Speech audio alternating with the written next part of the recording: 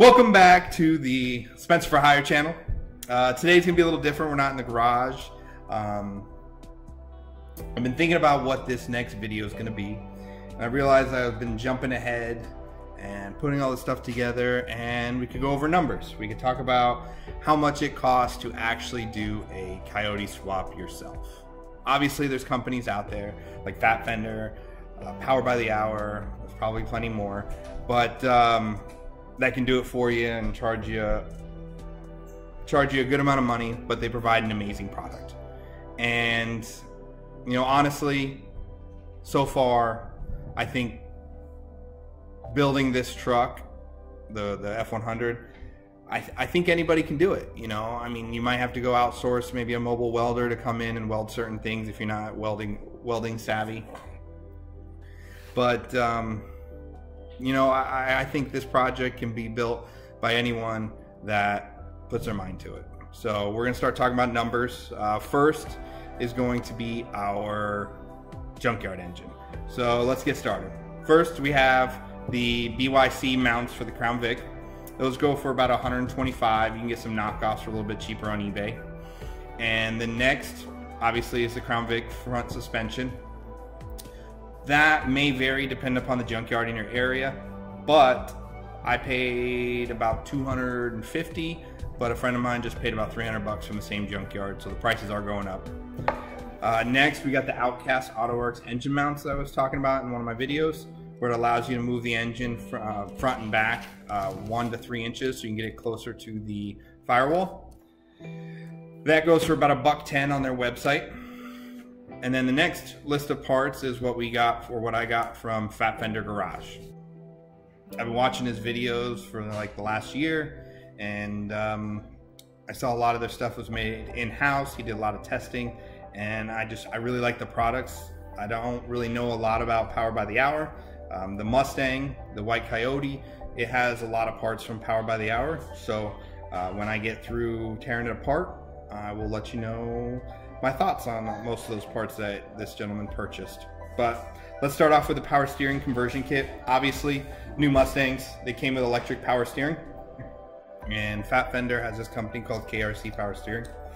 It bolts directly to the engine, and you basically replace the water pump pulley. And the belt it's driven by the water pump original belt, and then extended out with the power steering belt. And it uses AN fittings, so it's really easy to drop on. That one is about $860. Definitely a nice product. Bill aluminum, all the spacers. It's definitely been engineered well. Next, the biggest purchase is the engine swap. Looking around Facebook Marketplace for a junkyard engine, I'm basically calling it, or a secondhand engine. They range from $4,500 for the Mustang engines. I don't really know anything, and Fat Fender said stay away from the F-150 engines unless you have to use them. But the Mustang engines, they seem to be going from anywhere between $4,500 and about $10,000. Some of them are just the engine, and some of them include an automatic transmission or the MT82. Mine was out of a 2013 Boss 302, so I had a little bit more horsepower, and I was able to pick it up for I think about $5,500 out of Tampa. Next, another most expensive piece is going to be your Ford Power Pack. Now, obviously, depending upon your gen model and your transmission, what you choose, is going to vary in price. So the highest that I saw was about $2,200. That was on Fat Fender's website, and I think I paid like 18 or 19 for the manual transmission, because it's a little bit easier for the power pack. So next was the fuel cell, or the gas tank for that specific truck. It was about $750, and it included it didn't include any of the ROV, like the rollovers. I didn't pick any of that stuff because I didn't really need any of that stuff, but they do give you outlets for it on the tank. So I just included the fuel pump and the fuel cell and the mounting brackets. I also bought the Vaporworks, but I'm not including that because it's not needed. Next is the fuel line. The fuel line was a little bit expensive. It was $280, but it's an amazing kit. No adapters needed. everything worked with the tank that I bought from them, as well as connected to the stock fuel line that's on the Coyote engine. So exhaust, I'm ballparking. I haven't made it that far yet, but looking at different cars that I've built in the past, I'm ballparking around 750 bucks. Might be a little low, might be a little high. I'm not really sure yet what I'm going with, but that's where I'm thinking I'm gonna be. So next on the budget is the Wizard cooling radiator system from Fat Fender. It consists of a really nice aluminum radiator cap, and 2 electric fans. It's a really nice kit. I'm about to do a video on it, but you know, so far it's the best radiator I've seen on the market for this specific truck, this 1970 F100. Next, gas pedal mount. Fat Fender makes this awesome mount that mounts to the firewall inside the cab for the accelerator pedal, and it's a direct bolt onto the cab, very little drilling, and then the Ford Racing pedal that comes with the power pack bolts directly to it.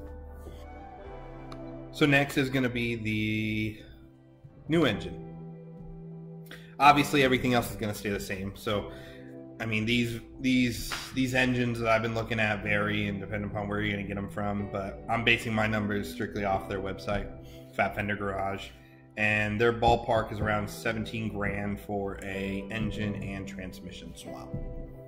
So obviously plus or minus, and a lot of this stuff we know I didn't include shipping or anything with, but with a brand new engine, the swap is just over $25,000. So I got around $26,500.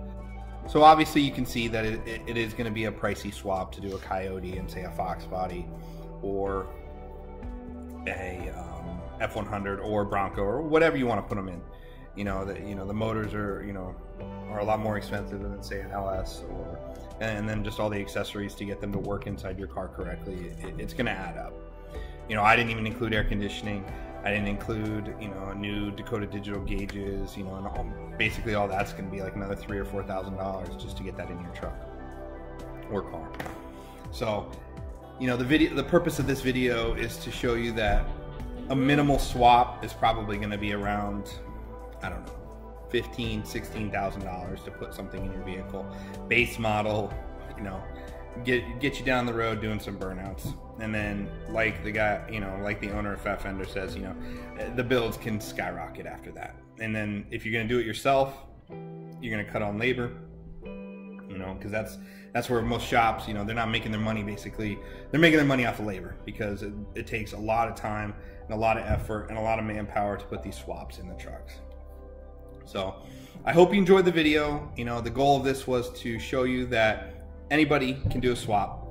Anybody can, if they put their mind to it and know a little bit about mechanical stuff, can throw these engines into their vehicles, and for a reasonable amount of money. $16,000, yeah, it's a lot of money, but you're getting a reliable vehicle that you can get in, go, and drive, and it's fuel efficient, and it still has a lot of power, and it'll be a lot of fun.